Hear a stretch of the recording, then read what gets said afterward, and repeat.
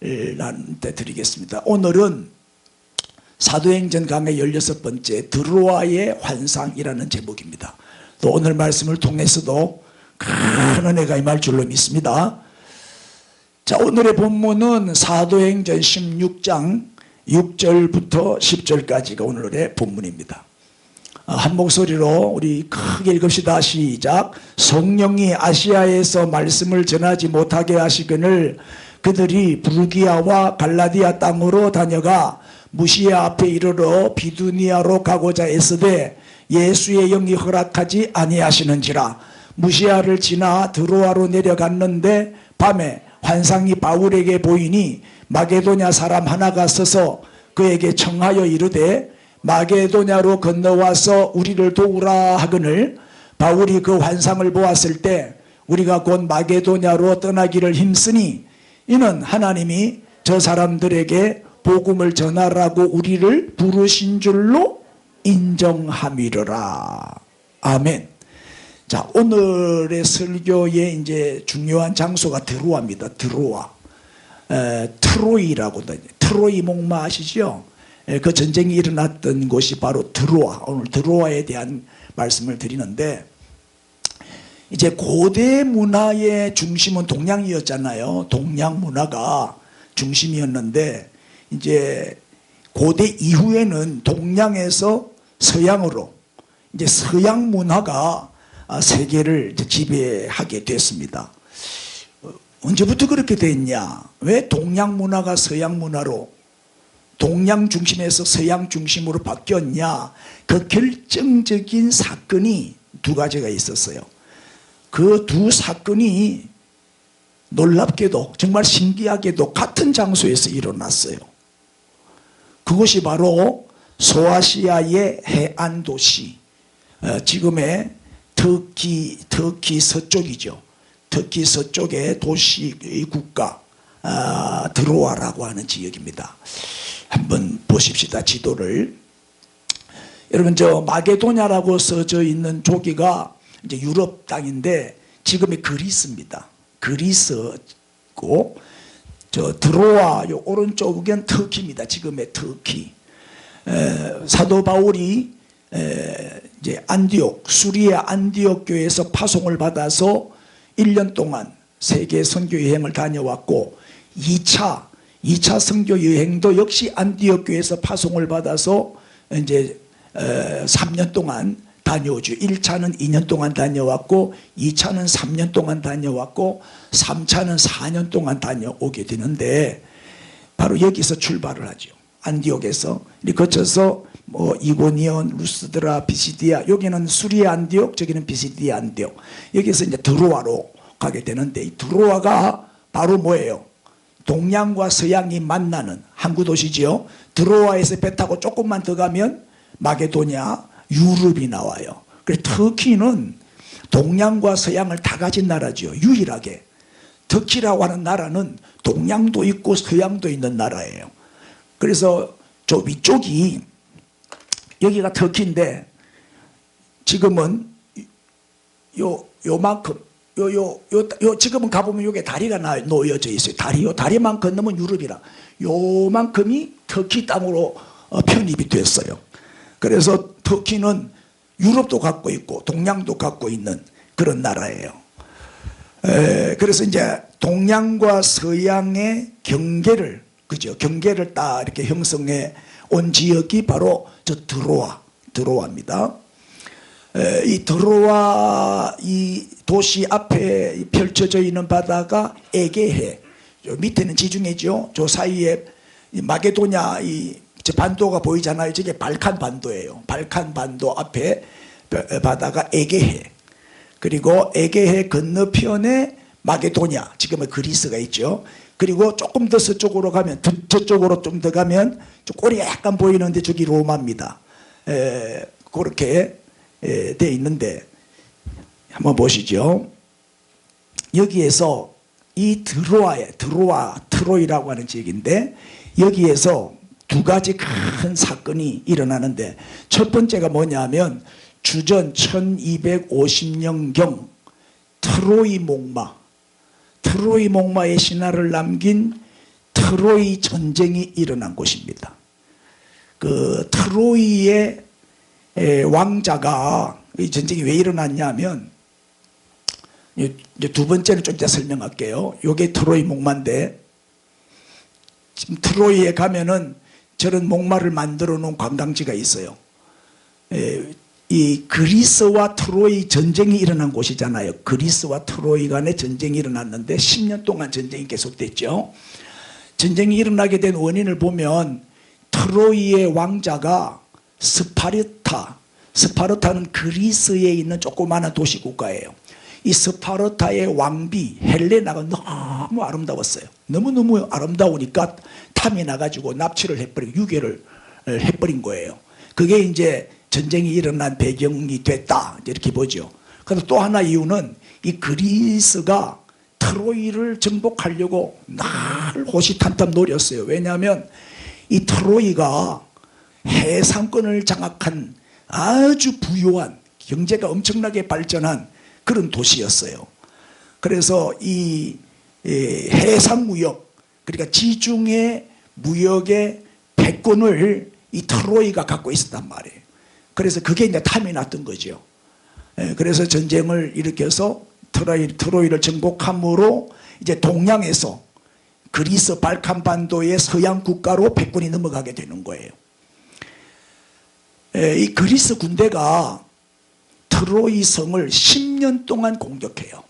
10년 동안 트로이 성을 포위를 하고 공격을 냈지만 실패합니다.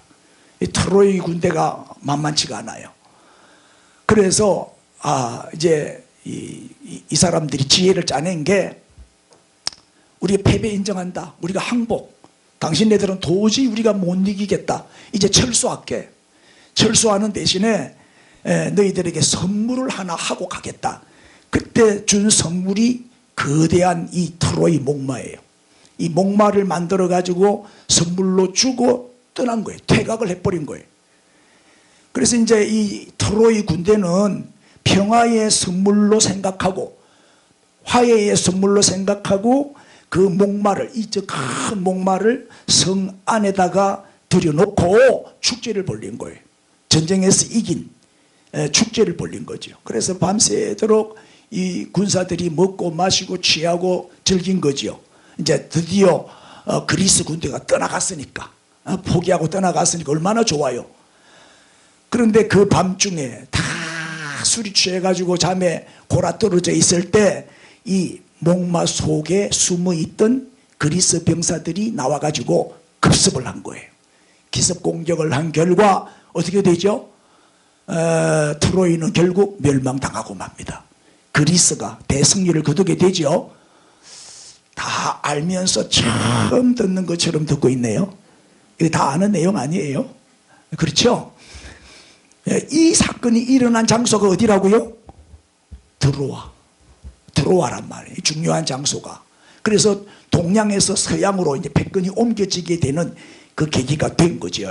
트로이가 멸망함으로. 자, 그 다음에 지도를 하나 보세요. 아까 트로이의 왕자가 스파르타의 왕비를 유괴해가지고 이 전쟁이 일어나게 됐다 그랬잖아요. 이 스파르타가 어디에 있어요? 바로 요 밑에 있죠. 스파르타. 여기 아가야 지역이 그리스입니다. 이 그리스의 스파르타 도시국가였어요. 예. 그래서 이 그리스와 이 트로이와의 전쟁이 계속 이제 이어졌던 것이지요. 그 다음에 요게 이제 바울의 2차 여행 일정이에요. 안디옥에서 출발해 가지고 다소, 드베, 루스드라, 이온, 안디옥, 그래 가지고 드로아에서 쭉 올라가서 사모 드라게도 있고 쭉 나오잖아요. 자, 저 이제 일정을 한번 보겠습니다. 이제 요게 이제 두 번째 사건. 첫 번째 사건은 뭐라고 그랬죠? 트로이 전쟁, 트로이 목마 사건. 트로이 전쟁이 일어난 곳이고, 두 번째는 주후 51년경에, 그러니까 트로이 전쟁이 일어난 지 약 1300년 후에 사도 바울이 제2차 전도 여행 중에 저 드로아에 이제 또 오게 되는 거예요. 예? 여기서 뭘 봐요? 이 드로아에서 뭘 봤죠? 오늘 제목이 뭐였나요? 드로아의 환상. 밤에 환상을 보게 되는 거예요. 그리고 이제 그때만 해도 바울은 아시아 쪽에 동쪽, 요 동쪽이잖아요. 아시아는. 그리고 아시아, 소아시아 지역에 저기 보면 비두니아가 나오죠. 저 비두니아 쪽으로 이제 가려고 계획을 다 세워놨는데 드로아의 환상을 보고 바울이 서양으로 저 마게도냐 지역으로 가게 되는 거예요. 그래서 바울의 선교가 서양으로 향하는 첫걸음이 된 것이 드로아의 환상이에요. 그래서 드로아에서 배를 타고 이제 마게도냐 지경, 마게도냐 지금의 마케도니아죠. 마케도니아 지경인 지금의 그리스에 속한 빌립보로 제일 먼저 가게 됩니다. 자, 이것이 오늘 본문 사도행전 16장 11절 12절에 나오는데, 우리가 드로아에서 배로 떠나 어디로 가요? 사모드라게 보이죠? 사모드라게 지나서 또 어디로 가요? 네아폴리가 보이죠? 네아폴리로 가고 거기서 빌립보입니다. 빌립보에 이른 이는 마게도냐 지방의 첫 번째 성이고 로마의 식민지라. 이 성에서 수의를 유하다가 빌립보 교회를 세우게 돼요. 유럽의 최초의 교회가 무슨 교회? 빌립보 교회. 그 빌립보 교회를 세우게 되는 이제 그런 역사가 오늘 본문에 쭉 나옵니다.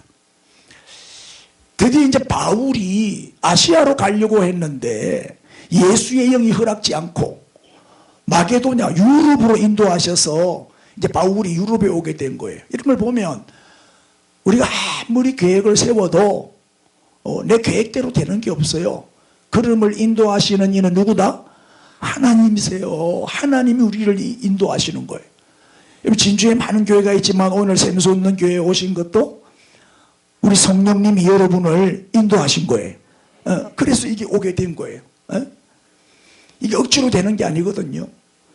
자, 아놀드 토인비가 이런 말을 했죠. 드로아에서 바울을 태우고 마게도냐로 향한 배가 바로 유럽의 역사를 바꾸는 배였다. 또 유럽의 문명사의 미래를 안고 간 배였다. 그렇게 평가를 했어요. 이 빌립보에 이제 유럽의 최초의 교회가 세워지잖아요. 이때 유럽에 복음이 전해지지 않았더라면, 이때 바울이 유럽으로 가지 않고 아시아로 와버렸더라면 아시아가 세계의 중심이 됐을 거예요. 가장 부강한 나라가 됐을 거고.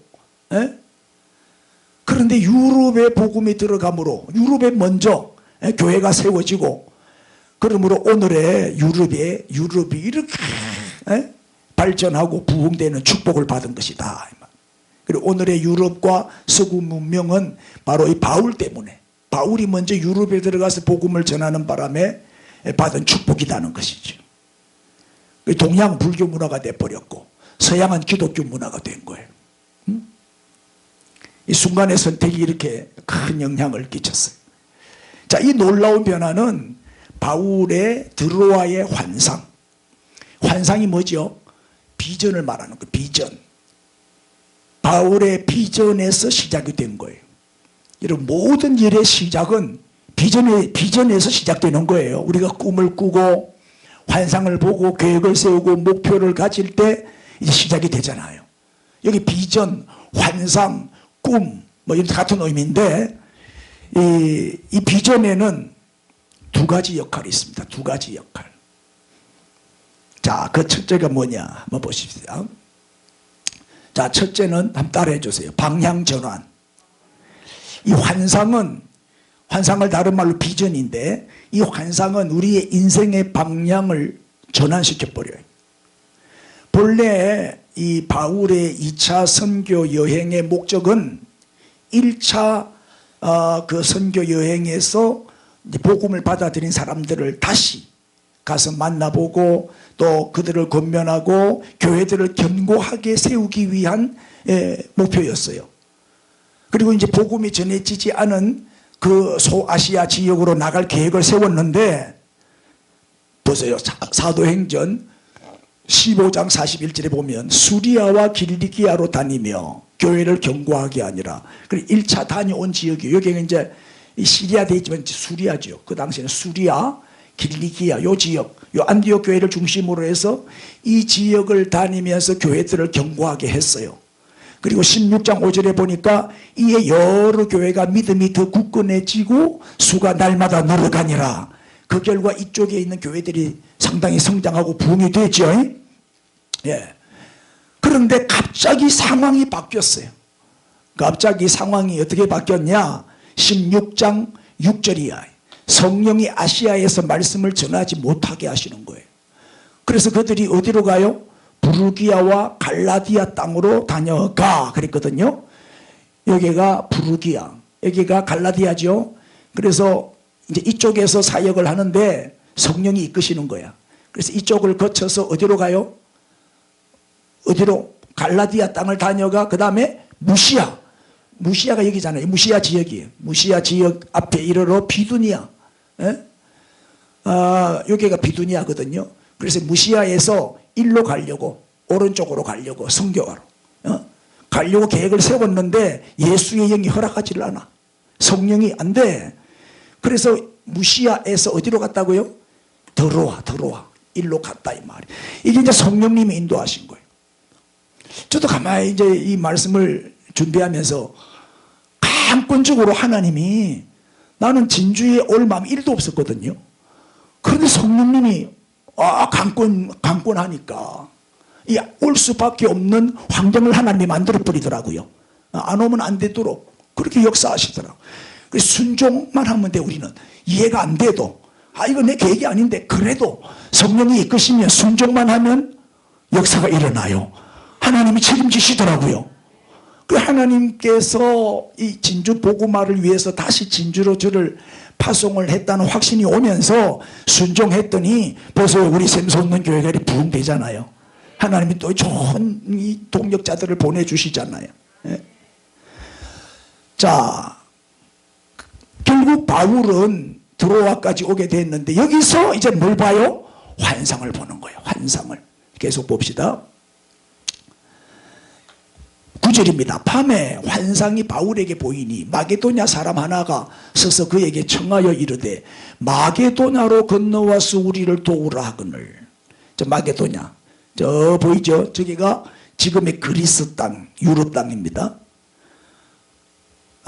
마게도냐 사람의 환상을 봤는데 어떤 주석가는 바로 이 사람이 누가가 손짓해서 오라고 했다 이렇게 주장하는 학자도 있기는 해요. 어쨌든 이 마게도냐 사람이 간절하고 절박하게 여기로 건너와서 우리를 도와달라 손짓을 하는데 바울이 그죠? 그 어떻게 순종 안 할 수 있겠어요? 그래서 아시아로 계획했던 것을 포기하고 마게도냐로 가게 된 거예요. 이 환상이 바로 뭐죠? 바울의 인생의 방향을 바꾼 거예요. 환상은 우리 인생의 방향을 바꾸게 하죠. 예? 이 비전은 인생의 방향을 바꿉니다. 다시 말하면 인생의 유턴이 일어난 거예요. 여러분, 꿈을 가능하면 크게 꾸세요. 그래야 우리 인생이 큰 인생이 돼요. 나는 조그만하게요, 여기 좋다 이러면 더 이상 성장할 수가 없어. 더 크게, 꿈은 가능한 대로 크게 꾸고 달성은 기필코 하는 거예요.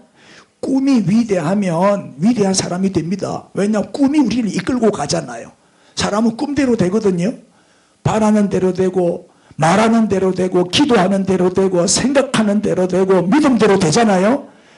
꿈이 나를 이끌어가고 나를 만들어요. 꿈이 나를 만든다고. 가능하면 큰 꿈을 꾸고, 진주 복음화 꿈을 꾸고, 우리 한 50명만 모이면 좋겠다 이러지 말고, 진주 35만을 내게 주옵소서, 이 산지를 내게 주옵소서, 더 큰 꿈을 꾸면서 기도해야지요. 꿈대로 하나님이 쓰신다니까요. 그래서 우리는 거룩한 욕심을 좀 가져야 되고 신령한 꿈을 꿔야 돼. 하나님 나라에 대한 꿈 말이에요. 그러면 길이 보여. 저 꿈을 꾸면 길이 보이고 또 길이 생겨요. 또 홍해 바다가 열린다니까요. 여리고는 무너집니다. 장애물을 하나님이 다 거두어 주셔요. 사막에 강이 흐르고 꽃이 피어나는 그런 역사가 일어나요. 비전을 가지고 목표를 세우고 꿈을 꾸세요. 인생의 방향이 전환이 됩니다. 안 된다라고 생각하니까 안 되는 거지. 된다라고 생각하고 외쳐보세요. 우리가요 평소에 하는 말을 하나님이 다 듣고 계셔요. 네 말이 내 귀에 들린 대로 내가 시행하리라 그랬잖아요. 평소에 하는 말이 기도예요. 나는 낫는다, 회복된다, 나는 건강하다, 나는 성공한다, 나는 쓰임받는다. 항상 긍정적인 말을 하고 선포하고 외쳐요. 이 꿈을 가지면 사람이요 인생이 유턴이 돼. 방향이 바뀌어. 속도가 중요한 게 아니에요. 방향이 중요한 거지. 속도가 잘못되면요 내가 빨리 간 만큼 다시 되돌아와야 돼. 이 방향이 중요하다니까요. 정확한 방향을 잡고 가야 된단 말이에요. 좀 천천히 가더라도 방향이 좋아야 된다 이 말이에요. 이 비전은, 이 꿈과 환상은 우리 인생의 방향을 바꾸는 하나님의 손길이지요. 예? 그래서 우리는 하나님이 끄시는 대로 가면 역사가 일어나더라고. 왜 꿈은 이루어지는지 보세요. 빌립보 2장 13절 말씀, 이런 말씀이 있어요. 시작. 너희 안에서 행하시는 일은 하나님이시니 자기의 기쁘신 뜻을 위하여 너희에게 소원을 두고 행하게 하시나니. 보세요. 누가 행하신다고요? 너희 안에서 행하시는 이가 누구라고요? 전능하신 하나님이 내 소원을 이루어 주신다고 분명히 약속하고 있잖아요. 우리는 목표만 세우면 돼요. 꿈만 꾸세요. 비전을 가지세요. 그러면 내 안에 품고 있는 이 소원을 행하시는 이가 하나님이야. 그래서 너희에게 소원을 두고 행하게 하신다. 내가 이루는 거 아니거든요. 하나님이 이루어 주신다니까요. 인사합시다. 꿈은 이루어집니다. 큰 꿈을 꿉시다. 새해에 정말 아름다운 신령한 꿈을 꾸면서 새 출발하시기를 바랍니다. 2022년 새해에는 여러분의 모든 소원이, 여러분의 모든 꿈과 비전이 다 이루어지기를 축원합니다. 그 다음에 이제 두 번째로 갑시다. 두 번째는 새 역사 창조입니다. 환상은 새로운 역사를 창조해낸다 그런 뜻이에요. 꿈을 꾸세요. 비전을 가지세요. 그러면 새로운 역사가 창조됩니다. 자, 그림 한 장 보지요. 이게 빌립보에 가면은 루디아 기념교회입니다. 빌립보의 유럽의 최초의 교회가 무슨 교회? 빌립보 교회. 이 빌립보 교회가 누구의 집에서 시작이 됐다? 루디아 집에서 시작이 됐어요. 그 기념교회입니다. 지금 이제 저도 이렇게 다 가보고 왔는데 옛날에 저렇게 아름답게 루디아 기념교회가 지어져 있어요.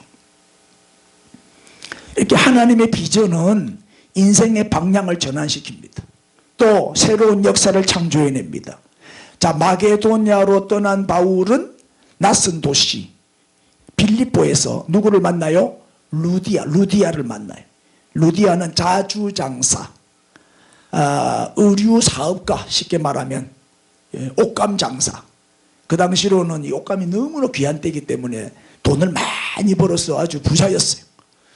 자, 13절. 안식일에 우리가 기도할 곳이 있을까 하여, 그리고 바울과 실라지요. 2차 선교 여행은 바울이 신라를 데리고 떠나잖아요.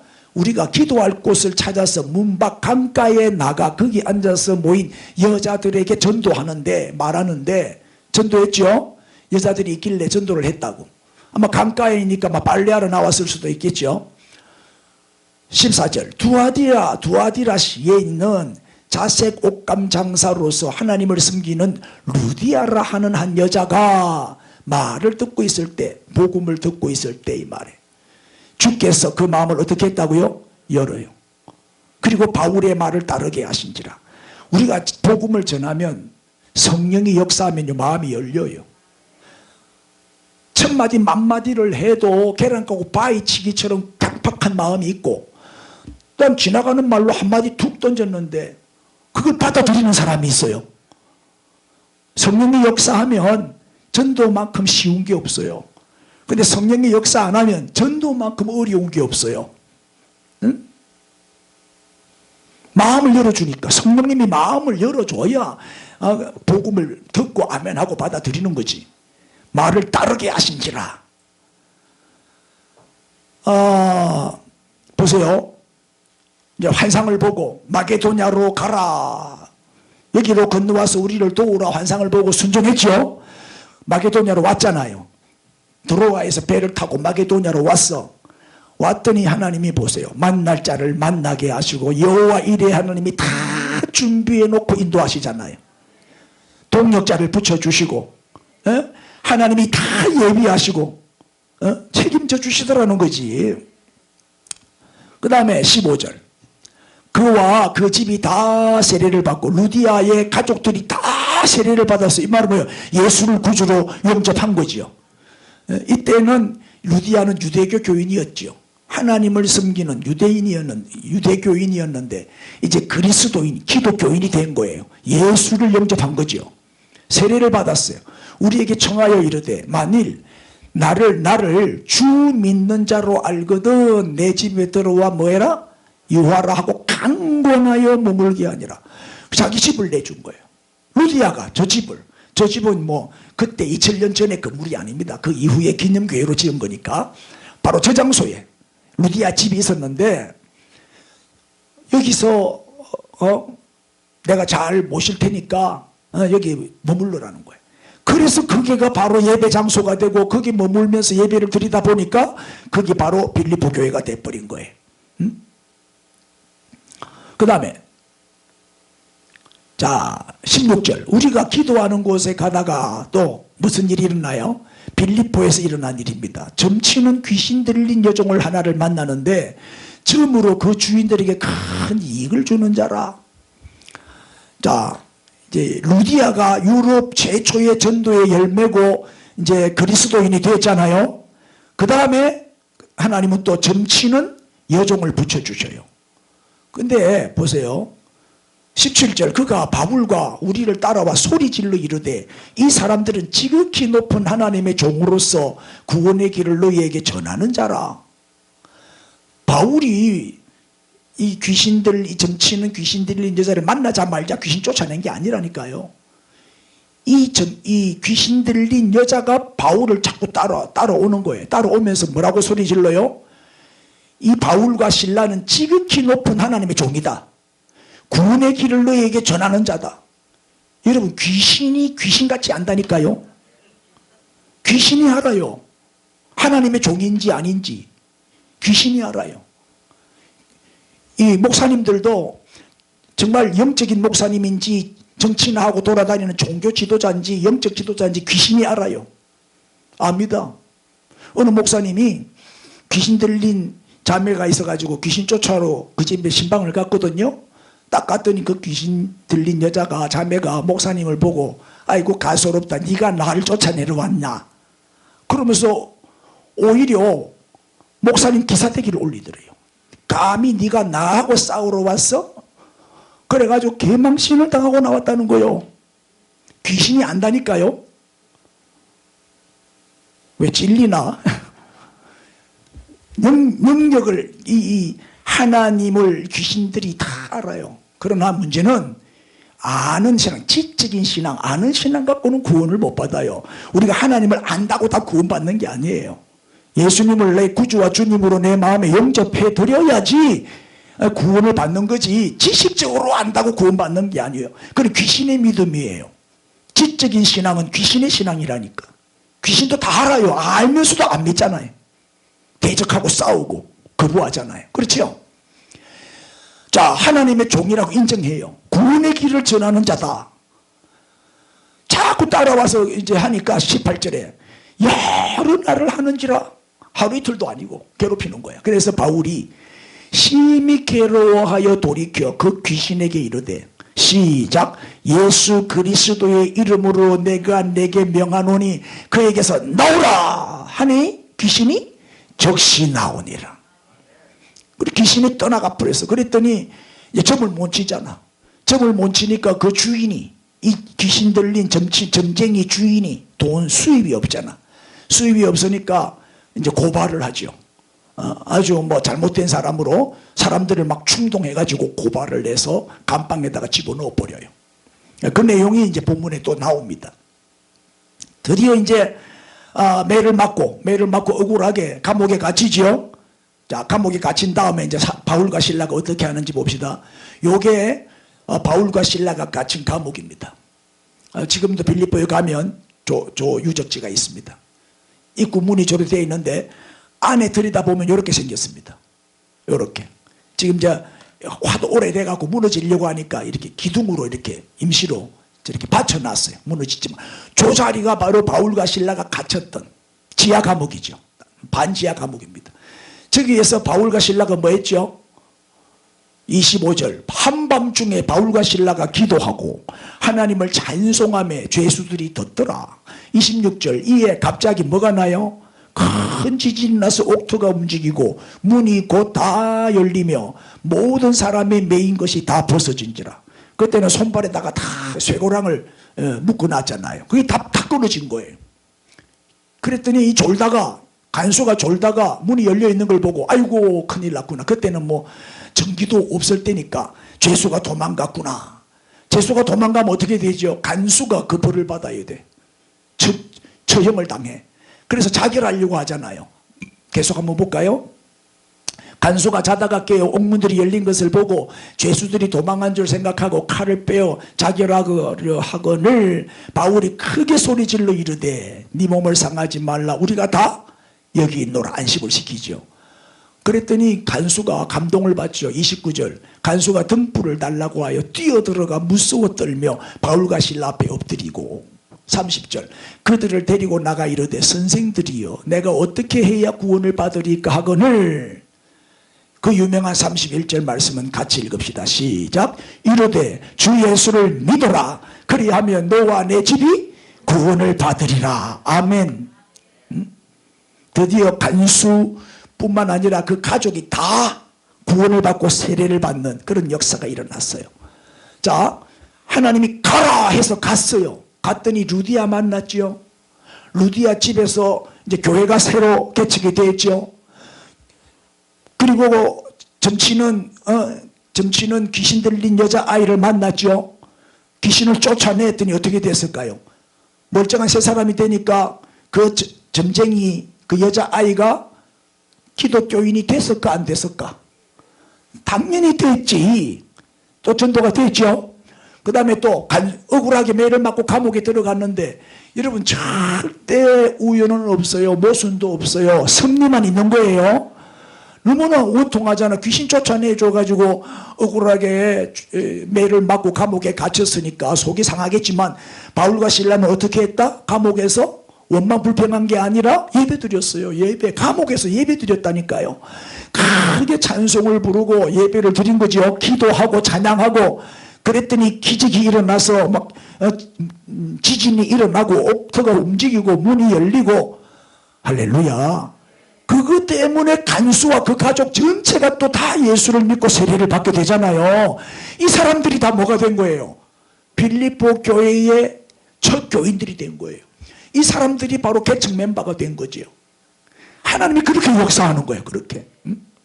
하나님 우리 샘솟는교회 부흥시켜 주시려고 이분 저분 심지어 우리 윤 집사는 서울에서 이사까지 오게 해가지고 일로 보내는 거 보세요. 우리 오늘 박윤도 선생님 오셨는데 그 조카가 서울에 사는 조카가 전화가 온 거예요. 우리 외삼촌이 백신을 맞았는데 그 후유증으로 지금 너무너무 고생을 하고 힘들어하고 있는데 목사님 기도 좀 해주세요. 전화가 왔어. 왜냐하면 누님이 그 박순덕 집사님이라고 아주 날 너무너무 사랑하고 애끼려주는 내 팬이 있어요. 너무 날 좋아했거든요. 너무 좋아했는데 내가 다시 볼 줄 알았더니 천국 가고 안 계신다는 거야. 예. 얼굴은 내가 생생하게 기억이 나요. 참 대접도 많이 받고 부패도 하고 그랬죠. 예. 기억날 거예요. 부패. 무슨 부패였지 그게? 그래가지고 인연이 돼서 제가 전화로 기도해드리고 이제 제가 또 이제 설교 유튜브 동영상 설교도 보내드리고 그랬더니 하나님이 마음을 열어주셔가지고 본인이 고백하도 나는 무신론자였는데 절대 그런 거 안 믿었는데 내가 이제 하나님 앞에 무릎 꿇고 아침 저녁으로 내가 내 병을 고쳐달라고 하나님 내가 믿는다고 고백하면서 기도하고 있다고 그렇게 말씀하면서 하나님이 그 마음을 열어주신 거예요. 그래서 오늘 그 발걸음까지 인도하셔서 지난주 왔는데 지난주 이 동네 오셔가지고 못 찾아가지고 요 주변만 뺑뺑뺑뺑 돌다가 헛걸음하고 그냥 가셨대. 그래가지고 오늘 다시 오신 거예요. 이것도 다 하나님의 인도하심 아니겠어요? 이 하나님이 이렇게 좋은 동력자들을 붙여주시는 거예요. 드디어 보세요. 40절. 두 사람이 옥에서 나와 루디아의 집에 들어가서, 두 사람이 옥에서, 바울과 실라지요, 옥에서 나와 루디아의 집에 들어가서 형제들을 만나보고 위로하고 가니라. 이 말은 뭐예요? 유럽 최초의 교회인 빌립보 교회가 바로 루디아의 집에서 시작됐다는 것을 알 수가 있죠. 예, 그러니까 루디아, 또 점쟁이, 또 간수와 그 가족들, 이런 사람들이 다 뭐다? 유럽 빌립보 교회의 첫 교인들이 됐다. 유럽의 새로운 역사를 만드는 하나님의 도구가 된 거예요. 할렐루야. 보세요. 드로아의 환상, 드로아의 이 환상과 비전이 유럽에 하나님의 나라를 세우는 새 역사를 창조하는 계기가 된 것이죠. 자, 이제 오늘의 말씀 마치겠습니다. 자, 환상은, 다시 말하면 비전은 첫째, 인생의 방향을 어떻게 한다? 전환시킨다. 예. 그러니까 드로아에서 본 바울의 환상이 유럽에 복음이 전해지는 첫 단추가 됐잖아요. 우리 비전은 우리 인생의 방향을 바꾸는 하나님의 손길이에요. 우리 새해를 맞이해서 우리의 인생의 방향도 전환되기를 바랍니다. 할렐루야. 두 번째는 뭐예요? 새로운 역사를 창조합니다. 여러분, 인생의 새로운 역사가 창조되기를 축복합니다. 바울에게 임한 이 비전은 마침내 유럽에 하나님의 나라가 임하는 새 역사의 창조를 이루어냈어요. 진주의 샘솟는 교회가 세워진 것이 새로운 역사지요. 우리 교회를 중심으로 진주가 살아날 거예요. 진주 복음화의 큰 역사와 기적이 여기서 일어날 거예요. 아멘. 자, 그렇다면 이제 2022년 새해를 맞이하고 새 출발하는 여러분, 새해의 비전과 소원과 목표가 뭡니까? 여러분의 비전은 뭐예요? 뭐 거창한 것도 있겠지만 우리 작은 것부터 실천합시다. 새해에는 우리 이 샘솟는 교회 성도들이 다 100점 성도가 됐으면 좋겠어요. 100점 성도. 그래서 제가 신앙생활 10계명, 자, 신앙생활 10계명 하나에 10점씩 여러분 꼭 100점 성도가 되십시오. 첫째는 주일 성수와 예배, 꼭 주일 성수에 성공하시고 모든 예배에 꼭 참석하세요. 아멘 하세요. 두 번째, 모든 것은 하나님의 것이고 하나님께로부터 오는 줄로 믿습니까? 예, 다 하나님께서 주신 거니까 온전한 11조 생활하시고, 세 번째는 QT, 경건생활 트래킹 꼭 하세요. 마음만 먹으면 할 수 있습니다. 예. 그 다음 네 번째는 교회 봉사, 예배만 탁 드리고 가는 예배 교인이 아니고 봉사 교인이 되어야 돼요. 자기 은사를 따라서 교회를 이렇게 섬기고 봉사하면 믿음이 훨씬 단단해지고 성장합니다. 예, 하나님께서 주시는 은혜대로 은사대로 봉사하십시오. 그 다음에 할 수만 있으면 가정에서 예배를 드리세요. 가정 예배. 같이 드릴 형편이 안 되면 혼자서라도 예배를 드리세요. 그러면 사탄이 틈타지를 못합니다. 아멘. 그리고 여섯 번째는 열심히 전도하시고 선교하는 일에도 동참하세요. 하나님 가장 기뻐하시는 게 영혼 구원하는 일입니다. 전도하는 일을 기뻐하시죠? 순종해 보세요. 일곱 번째는 기도 생활입니다. 24시간 중에 우리가 하루에 1시간 정도는 기도하는 시간을 좀 가지면 좋겠어요. 이 기도 시간은 낭비하는 시간이 아니에요. 가장 시간을 효율적으로 쓸 수 있는 방법은 기도예요. 하나님 기도 시간에 지혜를 주시고 우선순위를 정하게 하시고 가장 알차게 살 수 있도록 인도하신다니까요. 기도 시간은 아까운 시간이 아니에요. 하나님께 드리는 시간이니까 얼마나 복된 시간입니까? 할렐루야. 여덟 번째는 이웃 사랑을 실천하세요. 나눔과 섬김. 우리가 내 이웃을 내 몸처럼 사랑하라 그랬죠. 우리 주변에 어려움 당하는 사람을 외면하지 마세요. 도우세요. 아홉 번째, 성결하게 살아야 돼. 우리는 세속화되면 안 돼요. 경건하고 거룩하게 살아야 돼요. 죄와 상관없이 죄와 이혼하고 살아야 돼요. 할렐루야. 죄와 이혼합시다. 시작. 죄와 이혼하고 가세요. 우리 성결하게 살아야 돼. 마지막은 병들면 안 되니까 규칙적으로 운동을 하세요. 이 몸은 하나님이 주신 성전이죠. 성전 관리를 잘해야 돼요. 게으르면 병들어요. 부지런해야 돼요. 운동 규칙적으로 내 몸에 맞는 운동을 찾아서 매일매일 하루에 1시간씩 운동하시고 건강하십시오. 자, 이 아름다운 목표가 달성되는 축복의 새해 2022년도가 되기를 우리 주님의 이름으로 축원합니다. 기도하겠습니다. 우리 하나님 나에게도 환상을 주시고 비전을 주시고 꿈을 주시옵소서. 내 인생의 윤턴을 주시고 내 인생의 방향이 전환되게 해주시고 새로운 역사를 창조해 나가는 축복의 새해가 되게 하옵소서. 우리 주여 부르고 통성으로 기도합시다. 주여 할렐루야 할렐루야 감사